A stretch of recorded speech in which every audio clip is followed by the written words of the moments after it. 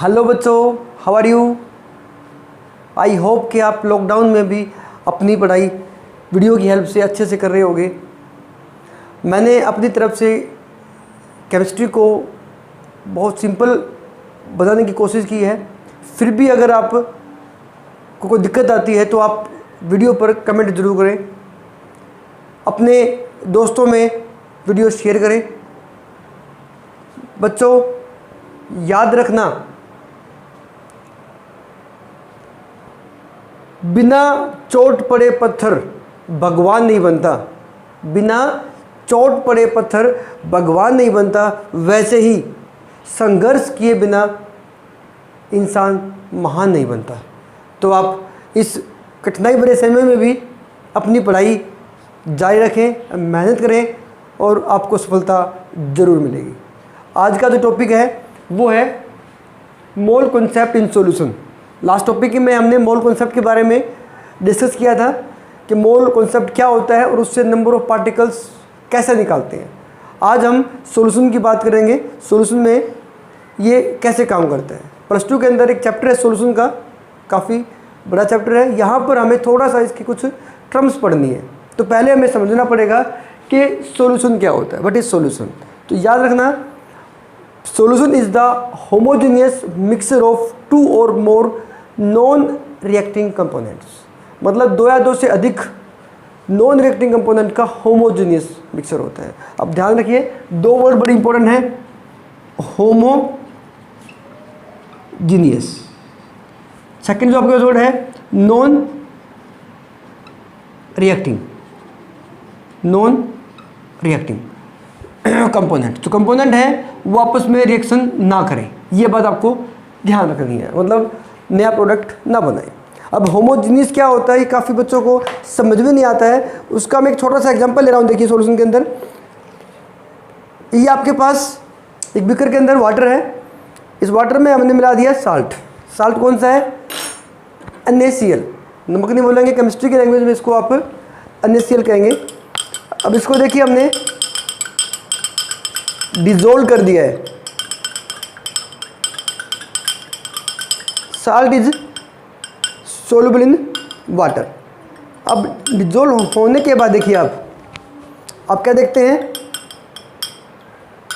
जो साल्ट है इसके अंदर सॉल्यूशन के अंदर यूनिफॉर्मली डिस्ट्रीब्यूटेड है।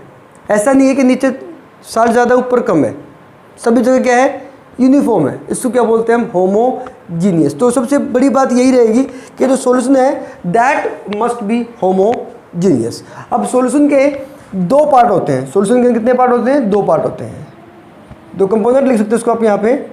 एक होगा सॉल्यूट और एक होगा सॉल्वेंट। सिंपल तरीके में समझना आपको, सॉल्यूट वो होता है जिसको डिजोल्व करते हैं और सॉल्वेंट वो होता है जिसमें डिजोल्व किया जाता है।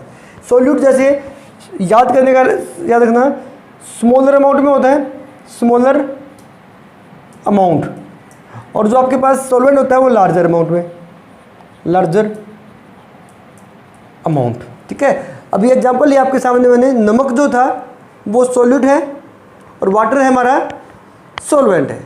नमक के अलावा आप इस पर शुगर ले सकते हो, इसमें आप कोई और सब्सटेंस ले सकते हो, that is solute.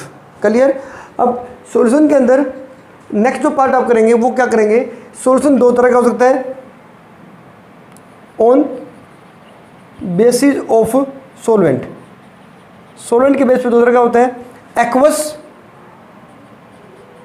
Aqueous and non aqueous. Aqueous and non aqueous. याद रखना, एक्वस जहां पर भी आ जाता है उसका मतलब सॉल्वेंट क्या है, इसमें वाटर है। जैसे सॉल्वेंट क्या होगा उसके अंदर, H2O। और अगर सॉल्वेंट अदर देन वाटर होता है, solvent is other than water, क्या होगा फिर, अल्कोहल हो सकता है, बेंजीन हो सकता है। तो उसको क्या बोलेंगे, नॉन एक्वस। आपको मोस्टली क्या पढ़ना है, एक्वस ही पढ़ना है इसके अंदर। जैसे मैं कह दूं एक्वस NaOH, इसका मतलब है आपने NaOH को उसमें मिलाया, वाटर में मिलाया। क्लियर, याद रहेगा आपको। अब इसी तरह से आप सॉल्यूशन को 2 तरीके से और कर सकते हैं। अमाउंट के ऊपर देखिए सॉल्यूशन, ये भी आप समझ लेंगे यहाँ पे, सैचुरेटेड एंड अनसैचुरेटेड, ये सिंपल सी टर्म है। सैचुरेटेड एंड अनसैचुरेटेड, सैचुरेटेड वो होता है जिसके अंदर आप further amount of solute add ना कर सकें, हिंदी में इसको बोलते हैं संतृप्त, सैचुरेटेड फैट और अनसैचुरेटेड फैट। तो यहाँ पर आपके पास क्या सॉल्यूशन है, तो चाशनी जो देखी होगी आपने, चाशनी जो आप रसगुल्ले खाते हैं, जलेबी खाते हैं, उसके अंदर जो चीनी का जो सॉल्यूशन आ जाता है दैट इज सैचुरेटेड। और शिकंजी जो होती है, नींबू पानी जिसको कहते हैं, वो हमारे पास है अनसैचुरेटेड, उसमें आप चीनी और ऐड कर सकते हैं। क्लियर, सिंपल सी बात है। अब हमारे सामने क्वेश्चन उठता है कि जो सॉल्यूट आपने मिलाया उसको कैसे एक्सप्रेस करेंगे, concentration, expression of concentration of solution. तो उसमें सबसे पहले हमारे पास आएगा, फर्स्ट हमारे पास percentage,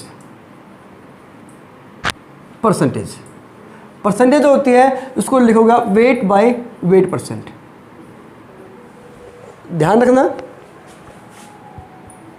amount of solute upon, amount लिख सकते हो, मास लिख सकते हो, मास ऑफ सोल्यूट या मास ऑफ सॉल्यूशन, दोनों का आपका सोल्यूट और सॉल्वेंट है, सबका मिक्स कर दिया हमने इनटू 100, तो आपके पास क्या आ जाएगा, परसेंटेज आ जाएगी। समझना है इसको आप। मान लीजिए मैं कह देता हूँ 20% NaOH, 20% NaOH, ये लिख दूंगा मैं एक्वस सॉल्यूशन।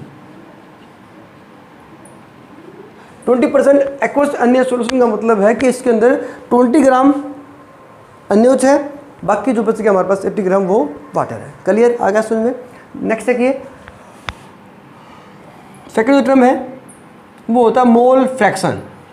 क्या होगा, मोल फ्रैक्शन। मोल फ्रैक्शन को आप एक्सप्रेस करते हैं, रिप्रेजेंट करते हैं एक्स से। किससे रिप्रेजेंट करेंगे इसको, एक्स से रिप्रेजेंट करेंगे इसको। अभी होता क्या है, देखिए मोल फ्रैक्शन जो आपके पास, एक्स भी ले लेता हूं मैं, n B upon n A plus n B, या लिख सकता हूं मैं X A n A upon n A plus n B. याद रखना, अगर यहाँ पर कंपोनेंट एक से दो से ज़्यादा है तो यहाँ पर आपका n A plus n B plus n C जो भी होगा आप ऐड कर देंगे, और ऊपर क्या आएगा, जिसका हमें मोल फ्रैक्शन निकालना है वो आपका हो जाएगा नंबर ऑफ मोल्स, उसके ऊपर आ जाएंगे। ठीक है, तो ये आपके पास आ गया मोल फ्रैक्शन। डिफाइन आप आराम से कर सकते हैं, रट्टा मारने की जरूरत नहीं है। Mole fraction is the ratio of, mole fraction is the ratio of number of moles of component to the total number of moles of solution, उसको बोलेंगे आप मोल फ्रैक्शन। अब यहाँ पर आप एक बात याद रखेंगे, X A plus X B is equal to 1, ये आपको रिलेशन याद रखना है, आपको काम आएगा न्यूमेरिकल्स वगैरह में। तो ये जो आपके पास रहेगा X A plus X B is equal to 1, तो ये कैसे है, जब इन दोनों को आप ऐड करेंगे, एलसीएम जब लेंगे तो आपका 1 आ जाएगा। समझ में आ रही बात आपको। इनको जब ऐड करेंगे ना, तो जब इसका ऐड करने पर जो कटने के बाद क्या है आपका 1 आ जाएगा। अब बात आती है यूनिट किसकी, इसकी यूनिट क्या होगी, और आपको मैं ये कहता हूँ रट्टा नहीं मारना, आपको यूनिट कैसे निकालेंगे, ऊपर भी नंबर ऑफ मोल है और नीचे भी नंबर ऑफ मोल है, क्या करेंगे, कैसे हो जाएगा, तो नो यूनिट या यूनिटलेस। तो ये जो आपके पास आ गया मोल फ्रैक्शन एक्स से रिप्रेजेंट किया, उसको मैंने परसेंटेज वेट बाय वेट से किया। नेक्स्ट जो आपके पास देखिए, अगला लेते हैं हम,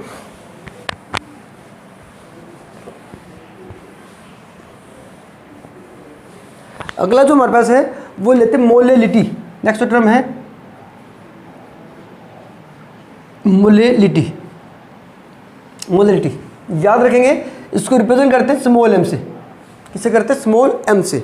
अब मोलेलिटी होती क्या है, मोलेलिटी जो होती है आपके पास, molality is equal to number of moles of solute. देखो मोल्स की बात चल रही है यहाँ पे, नीचे आपके पास आ जाएगा मास ऑफ सोलवेंट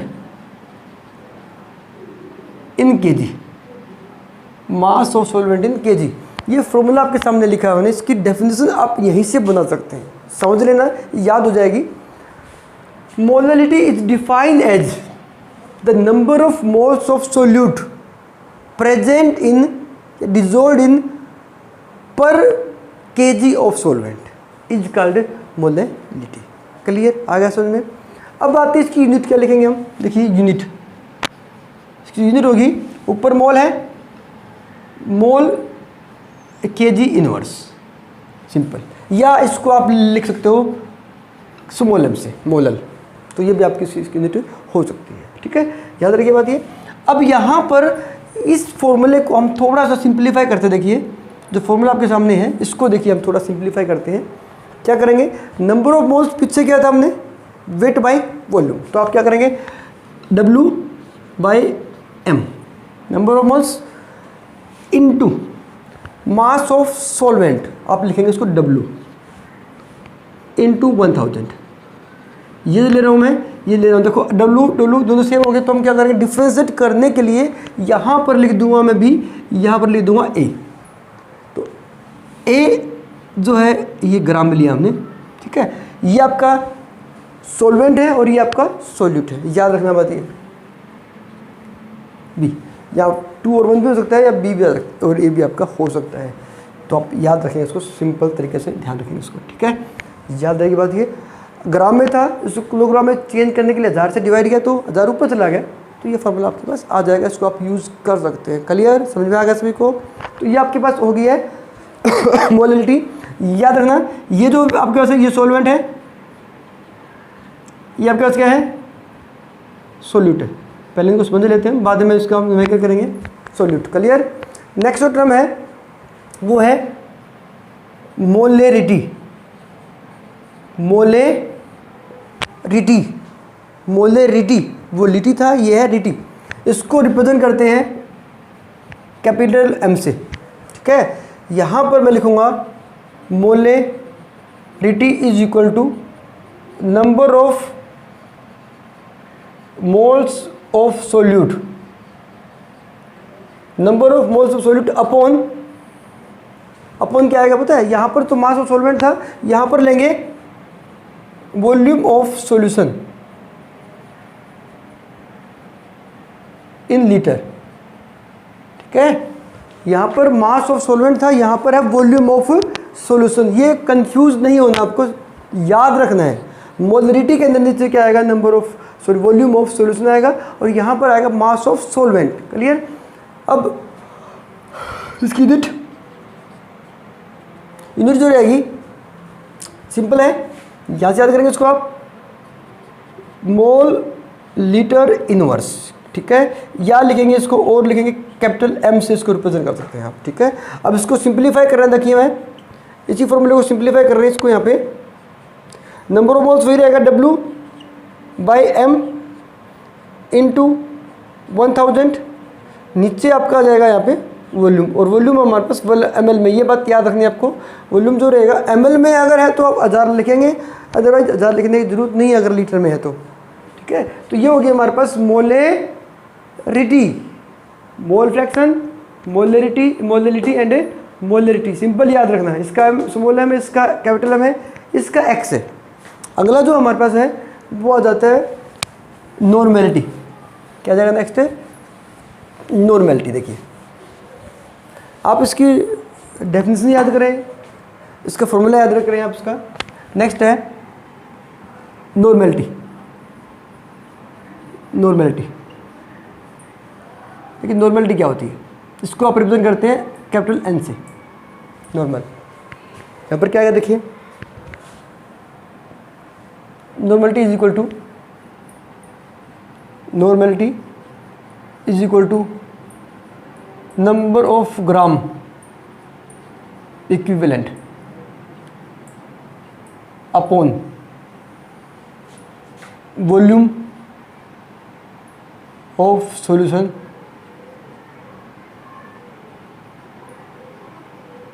लीटर। ये बात याद रखनी है आपको।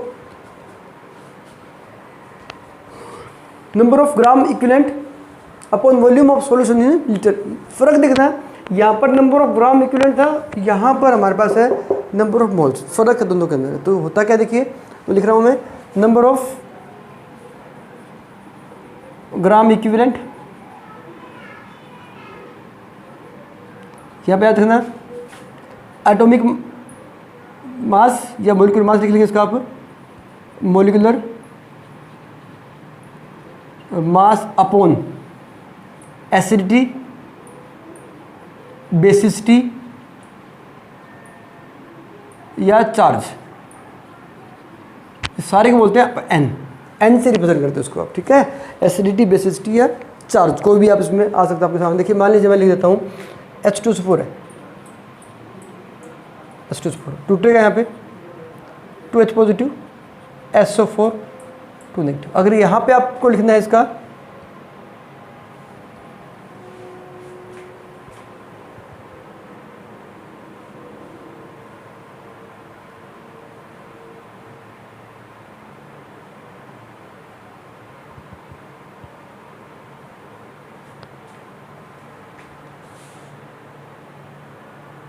ये जो आपके पास सामने लिखा है हमने मोलिकुलर मास, ये आपके पास है यहाँ पे नंबर ऑफ ग्राम इक्विवेलेंट नहीं आया हमारे पास, थोड़ा सा इसको ठीक कर लेंगे। आप देखिए यहाँ पर ये जो चीज़ हमने की है, यहाँ पर जो आएगा आपके पास ये आ गया इसका इक्विवेलेंट मास आया है।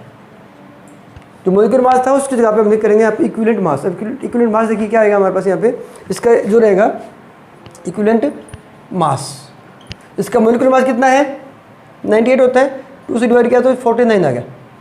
तो ये थोड़ा सा ध्यान रखना आपको यहाँ पे। यहाँ इसमें तो लेते थे हम नंबर ऑफ मोल्स W/m, लेकिन यहाँ पर क्या लेना है अपने को, इक्विवेलेंट मास लेना है। तो मोलिकुलर मास अपॉन एसिडिटी या बेसिसिटी, जैसे 49 आ गया इसका इक्विवेलेंट मास। कितना है इसका 49। अब देखना इसका फॉर्मूला लिख रहा हूँ मैं, एसिड है तो बेसिसिटी और बेस है तो एसिडिटी। यहाँ पर आपका ये एसिड है तो उसकी बेसिसिटी कितनी होगी 2 होगी। मतलब क्या देखना आपको, जितने H हैं जितने OH वो आपकी एसिडिटी या बेसिसिटी हो जाती है। चार्ज अगर आ गया तो कितना हो जाएगा हमारे पास, वो हो जाएगा उसका चार्ज N, ठीक है। जैसे देखिए आपका H3PO4 है, H3PO4 है, ठीक है। यहाँ पर आपका बनेगा 3H पॉजिटिव, PO4 3 नेगेटिव। तो यहाँ पर कितना आ गया 3 आ गया। कर लीजिए, याद रहेगा। अब देखो यहाँ पर इसका फॉर्मूला लिख रहा हूँ मैं, फॉर्मूला तो रहेगा इसका W by equivalent mass 1000 into volume. ये आपको याद रखना है, ठीक है। इसमें हमारे पास था W/m था, लेकिन यहाँ पर क्या लिखेंगे हम, इक्विवेलेंट मास लिखेंगे, जो आपको निकालना पड़ेगा इस तरह से, ठीक है। तो ये आपके पास आ गया नॉर्मेलिटी। इसका अगर आप यूनिट लिखते हैं कि यूनिट क्या होगी इसकी,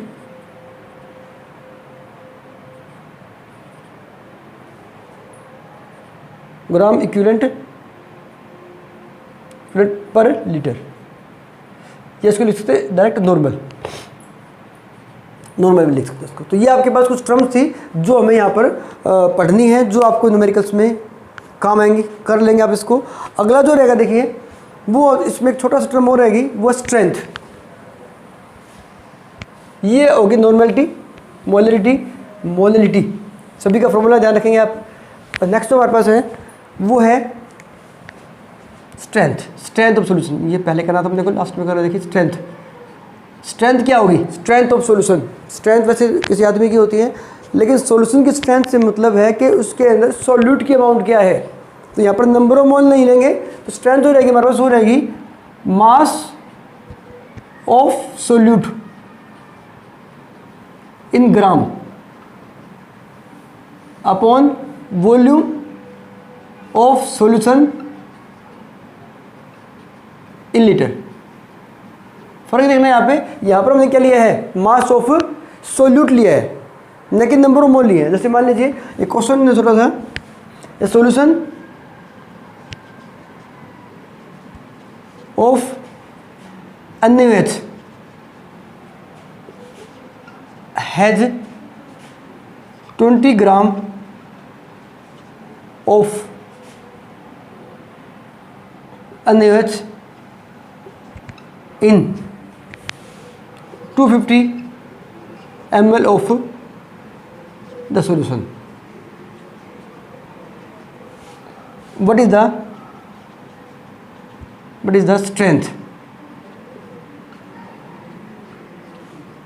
strength of the solution? Solution strength क्या होगी? ठीक है, तो आप देखिए स्ट्रेंथ का फॉर्मूला क्या हमारे पास है, स्ट्रेंथ निकालेंगे क्या होगा, मास ऑफ सॉल्यूट इन ग्राम, कितनी देर की 20 ग्राम, यहाँ पर मोलर मास से कोई मतलब नहीं है, upon volume of solution in litre. तो यहाँ पर आपको वॉल्यूम दिया 250 ml में दिया है ना, लीटर में बदलेंगे उसको आप 1000 से भाग करेंगे 1000 रुपये चला जाएगा। ये बात बड़ी इंपॉर्टेंट है। ये 4 आ गया हमारे पास, तो यहाँ पे 80 ग्राम पर लीटर। तो ये आपकी यूनिट आपको जरूर लिखनी है, ग्राम पर लीटर। तो ये होगी हमारे पास क्या, स्ट्रेंथ। तो molarity, normality, molarity, mole fraction, ये चीज़ें आपको +2 में भी जब जाओगे चैप्टर को करोगे तो वहाँ पर भी पढ़ने को मिलेंगी। वहाँ पर ज़्यादा न्यूमेरिकल्स हैं, यहाँ पर कुछ बेसिक्स है न्यूमेरिकल हम इसके अंदर सोल्व करेंगे। आई होप कि आपने कर लिया होगा तक। नेक्स्ट देखिए, नोट कर लेंगे इसको एक बार आप।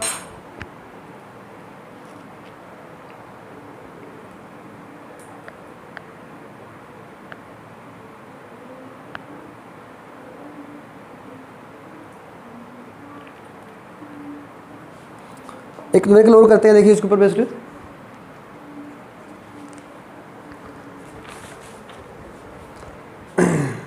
इससे पहले एक छोटा सा रिलेशन देखिए, normality is equal to n into molarity. ये आपको याद रखना है। n जो आपके पास आएगा वो एसिडिटी या बेसिसिटी, जो n हमारे पास है वो एसिडिटी या बेसिसिटी, ठीक है। अब इसके ऊपर बेसिक न्यूमेरिकल करते हैं, देखिए आपके सामने बड़ा ही इंपॉर्टेंट न्यूमेरिकल है, सोल्व करेंगे इसको आप। देखिए न्यूमेरिकल दिया है, उसमें 2 लिख रहा हूँ मैं। Calculate the molarity and normality, molarity and normality of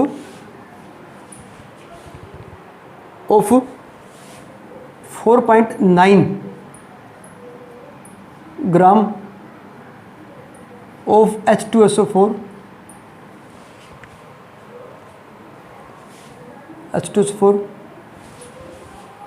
in 250 ml of the solution। भी हमने किया था, देखिए H2SO4 की बेस्ट वही वैसे क्वेश्चन हम कर रहे हैं। Calculate the molarity and normality. H2SO4 दिया है यहाँ पे सोल्यूट, और आपका वाटर जो इसमें सॉल्वेंट है, ठीक है। अब यहाँ लेके क्या करेंगे हम इसको, मोलरिटी निकालेंगे पहले हम।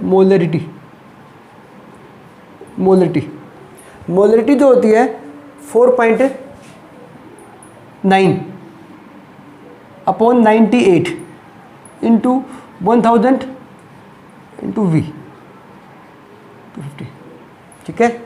तो ये जो आपके पास आ जाएगा, ये आ जाएगी इसकी मोलरिटी। फॉर्मूला हमने लिखा था W/m into 1000/V, V is the volume. तो आपके पास क्या निकल जाएगा, देखिए ऐसे कट जाएगा ये 4, ये आपके पास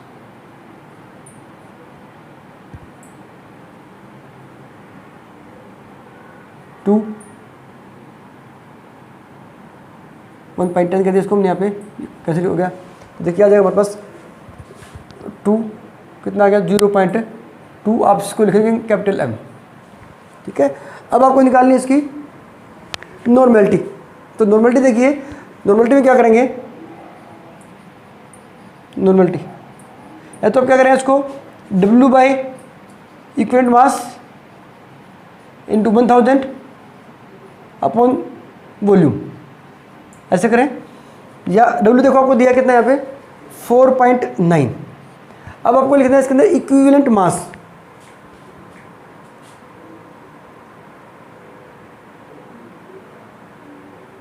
क्या दिया इसके अंदर अपने पास, यहाँ पे इक्विवेलेंट मास दिया है। देखिए इक्विवेलेंट मास कितना हमारे पास यहाँ पे याद कीजिए इक्विवेलेंट मास कैसे निकालेंगे हम, atomic mass sorry molecular mass upon n, तो यहाँ पे 98/2 कितना आ गया 49, तो यहाँ पर आप क्या लेंगे 49 लेंगे, उसमें आप 98 लिया था, यहाँ पर लेंगे 49 इंटू 250 इंटू 1000।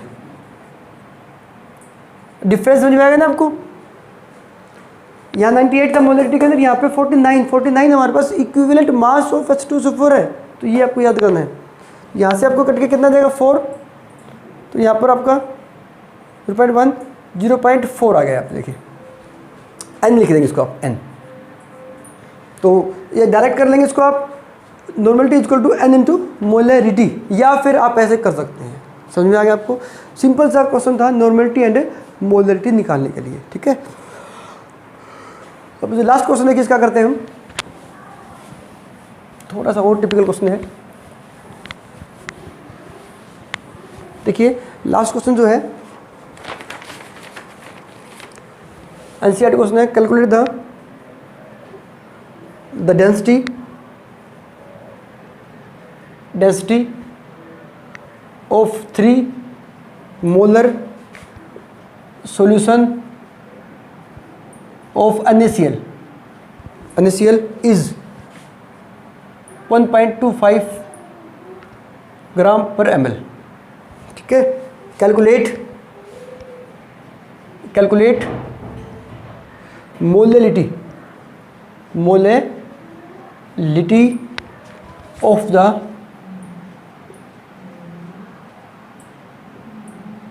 सॉल्यूशन, क्या निकालना आपको, मोलैलिटी निकालनी है, ठीक है। याद रखना इसमें आपके पास क्या पूछा इसने, मोलैलिटी, थोड़ा सा ट्रिकी क्वेश्चन है, समझना पड़ेगा आपको। यहाँ पे एनसीईआरटी बेस्ड क्वेश्चन है, एनसीईआरटी का क्वेश्चन है, अब देखेंगे बुक के अंदर एनसीईआरटी वहाँ से लिया गया क्वेश्चन है, और अच्छा क्वेश्चन बहुत है। देखो आपको निकालनी क्या, मोलैलिटी निकालनी है। मोलैलिटी के लिए आपको चाहिए weight of solute and weight of solvent, दो चीज़ आपको चाहिए यहाँ पे। फॉर्मूला जो आपने किया था उसी के बेस पे रहेगा।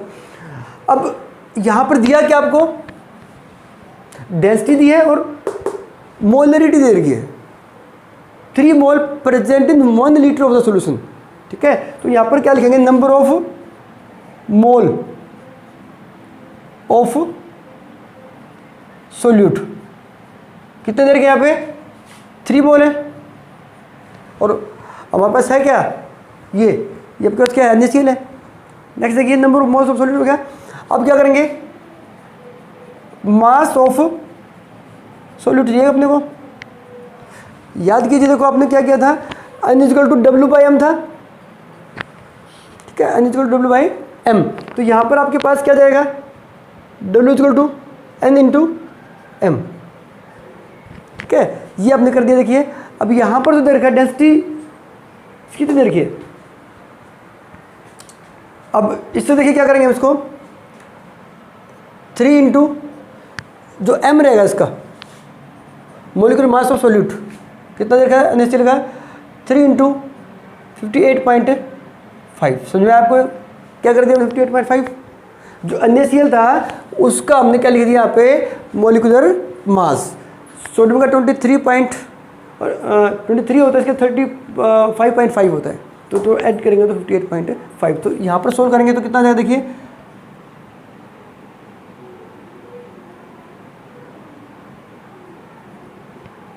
ये आ गया हमारे, this is the weight of solute, इसको आप लिख सकते हो WB, आ गया आपके सामने। अब आपको क्या चाहिए, WA और चाहिए। WA के लिए हमें क्या चाहिए, मास ऑफ क्या चाहिए, सोल्यूशन चाहिए। देखिए अब आपके पास क्या करेंगे, डेंसिटी दे रखी है इसकी, तो क्या निकालेंगे, मास ऑफ सॉल्यूशन, तो क्या लिखेंगे इसको, density into mass of solution, density into volume, ठीक है। एच2 जो रखा है आपके पास, वॉल्यूम जो रखा है 1 लीटर के अंदर रहेगा, डेंसिटी आपके पास 1.25 इंटू 1000, तो कितना आ गया 1250 ग्राम, ठीक है। अपने पास is the mass of solution. अब ये चाहिए क्या है, मास ऑफ सोलवेंट। अब क्या निकालेंगे, मास ऑफ सोलवेंट। देखिए सॉल्यूशन में से सॉल्यूट का मास निकाल देंगे तो 1250 माइनस 175.5 आपका निकल जाएगा। देखिए तो ये आपका देखिए 1250 0 175 5 5 4 7 0 1 10705 ग्राम, ये आपके पास यहाँ तक निकल गया है। ठीक है, अब हमें क्या करना है, इन सभी का यूज़ करना है। क्या करेंगे, अब निकालेंगे मोलेलिटी। देखिए मोलेलिटी जो आपके पास रहेगी, देखिए मोलेलिटी मैं डायरेक्ट फार्मूला लगा रहा हूँ। देखिए इसका तो mass of solute 175 upon 58.5 into 1000 upon इसका मास कितना है 1074.5। सोल्व करेंगे 2.74 यूनिट स्मोलम जरूर लिखेंगे आप, स्मोलम लिखेंगे या आप लिख सकते हैं इसको मोल पर केजी। तो this is the mass of molality of the solution. ठीक है, तो याद रखेंगे, बड़ा टिपिकल सा क्वेश्चन, इस पर स्टार लगा देता हूँ मैं, एग्जाम में कई बार पूछा गया है, थोड़ा सोचने का क्वेश्चन है। तो आपको क्या याद करना है, सबसे पहले फॉर्मूला देखना चाहिए, फॉर्मूला क्या है, उस फॉर्मूले के बेस्ड आप जो वैल्यू दे रखी है वो आप अप्लाई कर देंगे, बस आप इसको सोल्व कर सकते हैं। ठीक है, तो ये आपके पास हो गया मोलेलिटी। तो लास्ट एक क्वेश्चन देखिए, क्वेश्चन है calculate the mole fraction of 20% NaOH solution। Calculate the mole fraction of 20% NaOH solution। Mole fraction of NaOH कर सकता हूँ यहाँ पे, मोल फ्रैक्शन ऑफ सोल्यूट। ठीक है, तो ये जो आपको रहेगा, देखिए यहाँ पर क्या करेंगे, इसको आप WB 20 WA 80। ठीक है, अब आपको XB निकालना है, NB by NA plus NB होता है। ठीक है, NB जो आपका देगा सोल्यूट 20 अपॉन, अब NaOH का मास कितना होता है पता आपको, 40 होता है अपॉन, अब Na आपके पास है 80 बाई 18 वाटर है, तो NB आपके पास 20 बाई 40, तो आपके पास आ जाएगा 0.5। यहाँ पर आपका देखिए कितना जाएगा,